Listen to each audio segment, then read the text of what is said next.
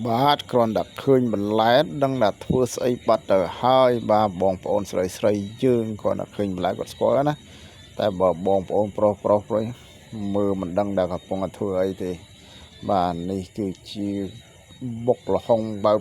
សាមញ្ញធម្មតាយើងបុកល្ហុងបែបធម្មជាតិហ្មងហ្នឹងហើយមានអាចៈនៅវិក្រោយតែមិនហ៊ានឲ្យថតចំទេគឺថាបន់ឲ្យតែស្រីរៀបចំ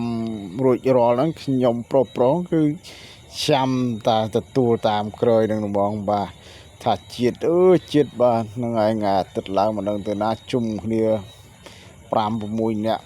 បងប្អូនកូនក្មួយគេថាបុកល្ហុងហូបហ្មងបាទព្រោះល្ហុងមានស្រាប់នៅក្រោយបន្ទប់ទឹកហ្នឹង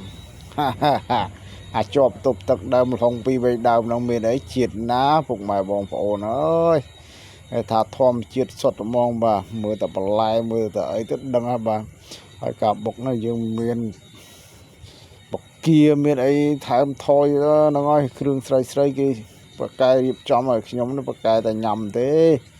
បាទមួយម៉ាត់ហើយមួយម៉ាត់ទៀតមួយម៉ាត់ហើយមួយម៉ាត់ទៀតបាទកន្លែងនេះគេថាឆ្ងាញ់ណាស់ជាតិណាស់មានមួយចានទៀតគូនិយាយនឹកឃើញឃ្លានតែថតឲ្យមកចូលសលេងប៉ុន្តែពេលឃើញវីដេអូឃ្លានទៀតហ្មង